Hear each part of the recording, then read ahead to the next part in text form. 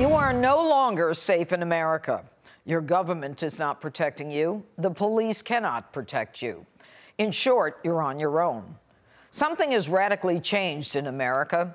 Crime is coming out of nowhere and is hitting like a thunderbolt. It can happen at a Christmas parade, in a high school, on a subway platform, to an Ivy League student walking near campus, or to an innocent mom taking her baby out in a stroller for a breath of fresh air on a sunny day, who, after the robbery, abandons the stroller, grabs her baby, and then runs away. Any of these crimes could have involved you. The victims were totally innocent, the crimes totally unprovoked. But you don't need to be on a subway platform or in Times Square. Small-town America, middle America, is being hit with this very same crime wave. Now, there was a time in America when motive could be gleaned from the nature of the crime. You rob a bank for money. You burgle a home for contents. You assault or kill another because of an argument, vendetta, gang membership, or any of the 7 deadly sins. Today, crime is totally unprovoked. It matters not who you are, where you are, or what you are doing. You could be walking down the street on your way to work, on your way to the grocery store. Now you must assess where to shop and how dangerous this will be. You will be followed home by people who want your car, who want your watch, or just like the way you look. So what has changed? Tonight we look at how the criminal justice system has changed in America, starting with the liberal laws passed by progressive Democrats eliminating bail, the Soros-funded DAs who care more about the criminal than the victim. The police are now the ones handcuffed by leftist mayors and by governors. Democrat radical policies and so-called social justice warriors who fight to protect the criminal, as well as judges looking to please the left for their next judgeship, or who are too concerned about being accepted by the woke academic community, are endangering the rest of us. More and more, these inept, uncaring cogs in the wheel of justice are both failing and endangering us. Now, Darrell Brooks, who called for violence against as many white people as possible, drove his red SUV over people in a Christmas parade in the middle of America, killing 6 and injuring 60. This career criminal was out on $1,000 bail because an inept, lazy assistant district attorney by the name of Michelle Grasso asked for $1,000 bail for a guy who had just jumped bail and a guy with a 50-page rap sheet. Add to that a lazy court commissioner, Cedric Cornwall, who decided $1,000 was good for a career criminal, sex offender, domestic violence batterer, gun-toting, drug-dealing degenerate. And he allowed Brooks out onto the streets to victimize a whole community.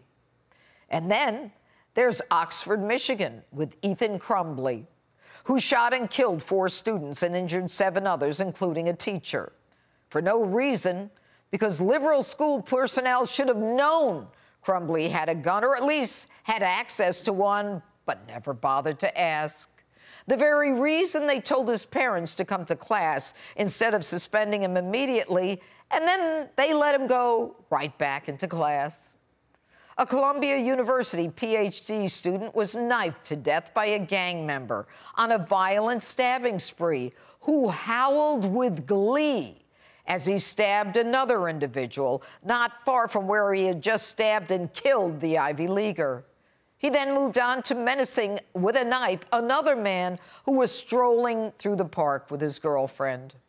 Now, this horrifying stabbing spree was committed by a 25-year-old member of the Bloods gang. He had 16 prior arrests since 2012. Now, this week, L.A. police arrested parolee Ariel Maynor, who fatally shot Jacqueline Avant, a philanthropist and wife of a music icon. Maynor had an extensive criminal history and had just served time in prison for robbery while inflicting great bodily injury in California in 2013. And again, Shortly thereafter, he was sentenced in 2018 for a 4-year prison sentence for the same crime, second-degree robbery, but they released him early in California. Take a look at your screen. These are the horrific, unprovoked, egregious, and deadly crimes happening in major cities, small towns, and in every corner of our country in 2021. These are sadly just a sampling of the headlines that are splashed in newspapers from coast to coast in the United States, from New York to Los Angeles to Illinois to Alabama to Florida, Indiana, Wisconsin to Tennessee. Something has changed in this country, and it's clear to me that liberal policies, spineless DAs who are destroying our criminal justice system and teaching young prosecutors that the criminals are their priorities. The focus are erasing the very principle that this country was founded on and has thrived for over 250 years.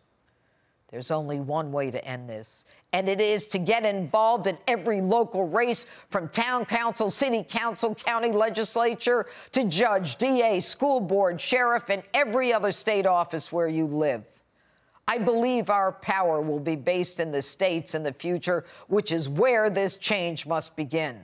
We need to recall those in office who are failing us in the oath that they took to protect the citizens and the Constitution. We've got to be vocal. We must peacefully protest decisions made that we do not agree with. It is time for us to be visible and vocal, to peaceably assemble, to let the world and the rest of them know that we are not sitting ducks waiting to be assaulted, that we have a strength and a determination to get this country back on track. And that means holding those in power accountable and jailing. Yes, I said locking up those who are victimizing innocent human beings. They should not be roaming freely among us. I have no tolerance for them or the so-called social justice warriors who want me to think I'm wrong because I believe in consequences and law and order. You're damn right I do, and I won't stop, and neither should you, until we get America back on track. And that's my open. Let me know what you think on my Facebook and Twitter, hashtag Judge Jeanine. Hey, Sean Hannity here. Hey, click here to subscribe to Fox News YouTube page and catch our hottest interviews and most compelling analysis. You will not get it anywhere else.